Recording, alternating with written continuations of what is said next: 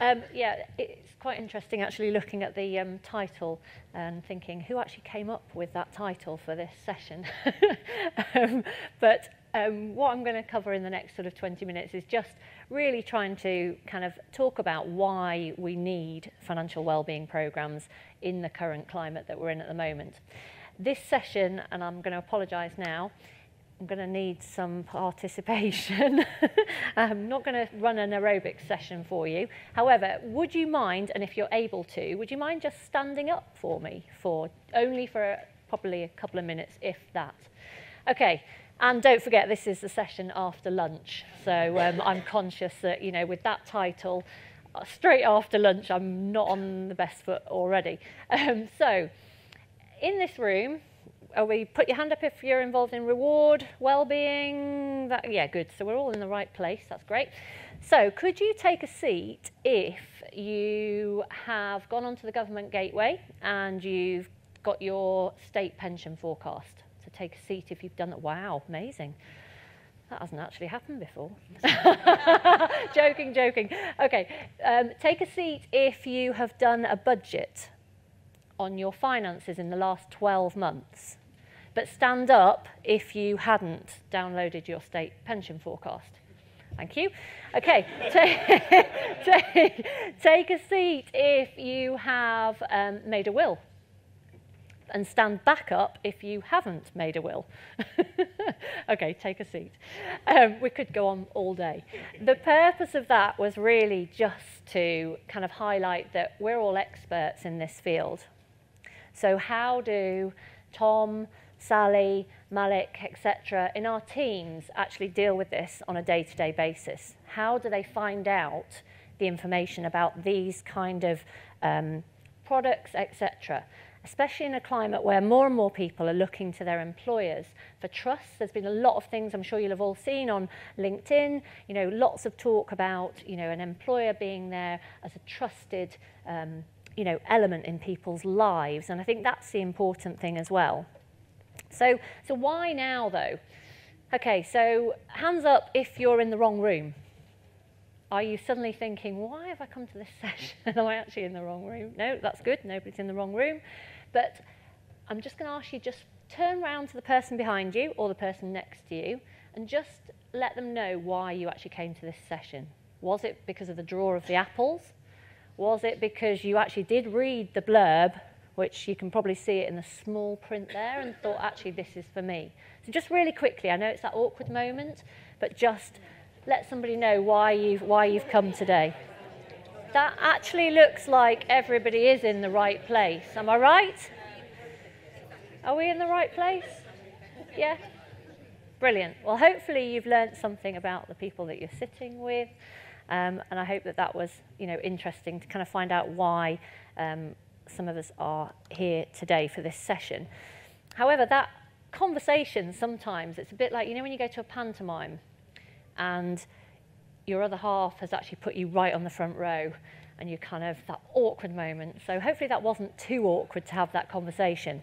However, if it was, then actually there's a real link there between how awkward that maybe felt and the 29 million others who feel that financial well-being, they, you know, don't talk about money, and actually 29 million others are the same, even though they are worrying about their finances at the moment. So it is really important what we're talking about today.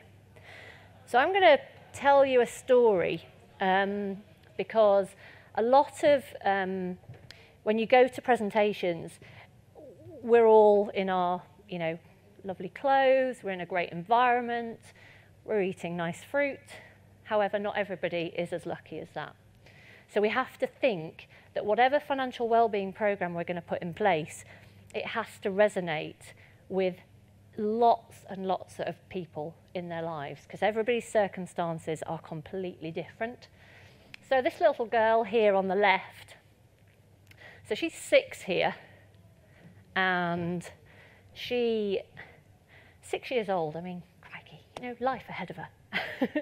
And she grew up and went into financial services, worked at one of the UK's largest banks, And she kept hearing every day the bank telling her that her parents, and people like her parents, her dad here, should go and sort out their mortgage, because thousands of people were on the mortgage as a base rate and hadn't actually reviewed their mortgages. Her dad had seen all of these signs in the windows in the big banks, didn't do anything about it. So she started having a conversation with her dad to say, Dad, the banks are wanting you to go in and change your mortgage. She actually took 6 years off her parents' mortgage, saved them 6 years, just by getting her dad to stop being sceptical that the banks were trying to, do that for a particular reason to make more money. What she also did was, though, she did listen to her dad, and she took out the company pension. She took out critical illness insurance.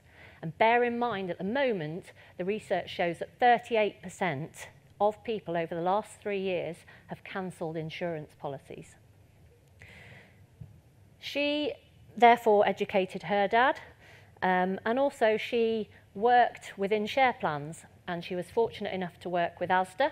And some of you might even know of Mike Hazelgrave, who actually asked her to call one employee called Mr. Fisher, who had a share plan maturity. I don't know, any of you have share plans in the room? Yep. So you'll probably be familiar then that their option price, and this was before they became Walmart, when it came to maturity, Mr. Fisher could have taken his 2,000 and something pounds. But if he exercised his option, which are all terms that we're probably familiar with, Mr. Fisher wasn't, and did real-time trading, he would get a cheque for over £20,000. So Mike Hazelgrave at Asda asked this little girl, not so little then, now, to call Mr. Fisher without giving advice, because you have to be very, very careful, but just explain what some of those terms mean and what it meant for Mr. Fisher, because he was adamant that Asda were going to make something out of him doing this, and it wasn't real. It couldn't be true, but it was true. And so this little girl had that conversation. Mr. Fisher did exercise his option, and it did change his life. He was a cashier in Asda. It completely transformed his life. I'm not saying that, all of these circumstances happen all the time, but it just shows you that actually, if you can educate people, then they can make an informed decision, and I think that that is so, so important. He did actually write a letter to the chief exec, David Anderson, at the time of Yorkshire Building Society, and said what a great job she had done. Then when you look at all the other pillars of well-being that we saw on that graph before, there's also physical well-being, mental well-being, etc. And this little girl exercised a lot, kept fit, and at 30, she got cancer. And what made a massive difference to her being able to deal with that, and I know it's a difficult subject and all of us are touched by it at some point, unfortunately, but what it meant was, because she had that death in service cover and she understood it, she had critical illness cover, and she understood what a massive difference that would make to her life, it made her more in control. And I'd hope that you would agree that actually that's why we're here. That's why we want to put in place a financial wellbeing programme, so that people can be in control of their finances. So why? If we look at, some of this, and again, I was at a conference the other week and there was a lot of stats, and there are huge amounts of stats around, but we can see that, well-being does help us reduce our stress. And if you would like a copy of the slides, I'm more than happy to, I don't know whether Reba will be sending these out, but you're more than welcome to have a copy of the slides. 45% of UK employees report at least one sign of poor mental health affecting their work daily life. And I've been talking to quite a lot of people this morning about the fact that it's not just about that little girl or that boy or whoever it is within our workplaces. It's about their families as well, because what happens, in their own lives will affect what happens at work. So if we can help and guide people and give them the right education, then you know, we can definitely make an impact on their mental health. Again, all of us, I'm sure, in this room know all of this good stuff around the fact that, you know, that there is such a link in terms of that link between financial well-being and our health. One of the things that we're asked all the time is, as an employer, how can we give somebody a pay rise without giving them a pay rise? So does Tom or Sally or Malik understand how those shopping vouchers at work could actually save them money on their weekly shop? If they don't know how that, you know, impacts them, then how can they make, you know, that right decision as to whether that benefit at work is valuable to them? And there's that cycle, absolutely, of course there is. And employer support, we said about employees wanting an employer that they can trust. If you look at the way that employees using financial wellness services with their employer has shot up from 52% there to 88%. It shows that, you know, there is a huge need. And let's just look at what's happening in the press. You can't go anywhere. If it's on the radio, everybody's talking about what we can be doing to help people within this, you know, cost of living crisis, inflation, etc. You know, the headlines say it all. So what have we seen? Because in terms of the session that we're running today, you know, it was also, you know, what have we seen happening? I don't know if any of you heard where United Airlines were feeling that people who were given a bonus maybe didn't appreciate it as much because it was kind of expected. So they wanted to perhaps offer more of a lottery. Do you know how long it lasted? 6 days. So we talked about Asda with the little girl and her family earlier. Pets at Home, they made huge profits on their share save. So there are some really good news stories out there, but if we don't educate, then how do people make the most of those? Just saying thank you. How many of you within your organisations have sent Easter eggs to employees? Crikey, I've never known that happen before, have you? Advent calendars, amazing. Half a day off because it's hot weather. You know, some of those things make a difference to our well-being and how we perceive our employer. Setting objectives. So why? Why do a financial well-being programme? Is it to simply tick a box? Yeah, well-being strategy, done, tick, done. It's not about that, is it? It's about any kind of plan that you put in place. You have to prepare. So have you gone out? Have you done focus groups? Have you run a pilot? Have you got colleague engagement around what do they want from that financial well-being programme? What is it that is going to appeal to them? What areas do they not know about? So it's making sure that you've got that plan and also measuring it. How many strategies, how many strategy papers do you see that are 20 odd pages long when actually one paragraph could have probably nailed it? Not like the title, but for all those reasons. And, you know, who in the room, does this look familiar in terms of anybody's intranet sites? We see them day in, day out. And honestly, to me, you sometimes cannot see the wood for the trees. And actually, I was talking to Richard about this picture when we were getting mic'd up. And I said, have you read Room on the Broom? He was like, no, because I haven't got any kids. So, so I apologise. If you haven't read Room on the Broom, you won't know this story.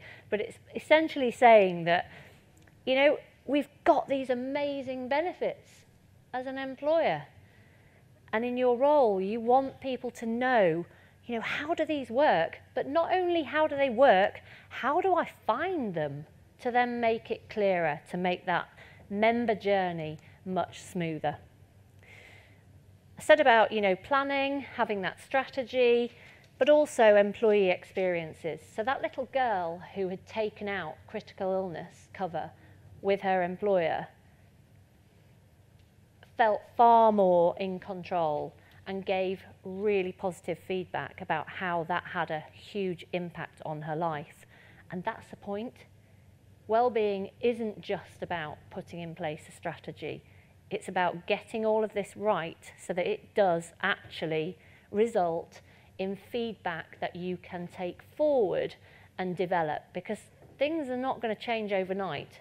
We're not suddenly going to be here talking about well-being today and by Christmas it's all great. You know, COVID and everything else is impacting our lives absolutely, day in, day out. So we need to listen to what our colleagues are saying. So perhaps we do need to rethink strategy. Who's already got a financial wellbeing strategy in place? Keep your hand up, keep your hand up. Anybody thinking of putting one in place? Okay, anybody thinking they need to redo their strategy? Okay, good. And it is much broader than just your people, because your people have families, they have pets, they have lots going on in their lives. So we can't just think of it as just people. Engagement. So what do you see? Put your hand up if you see, I'm going to give it away now, a duck.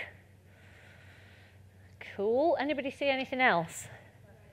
Oh, amazing. You've all seen this before, haven't you? But the purpose of showing that is about, we all have different learning styles. Some of you, you know, perhaps might not have liked that kind of thing about talking to each other, and you might not have wanted to stand up and sit down and do all of that stuff. And it would have been even worse if I'd have started throwing apples out, which I wouldn't have done for health and safety, clearly. But we need to think about, some people are, you know, they like to see things, they're more visual. Some people like to listen to the words that are being said.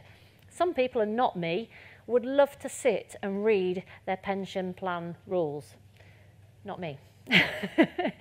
But remember the why, please. If you take something away from today's session, I just want you to think about the fact that this isn't just about a strategy, it's about how it develops and how it impacts on people's lives. And by the way, you probably all know anyway, that little girl was me. Questions?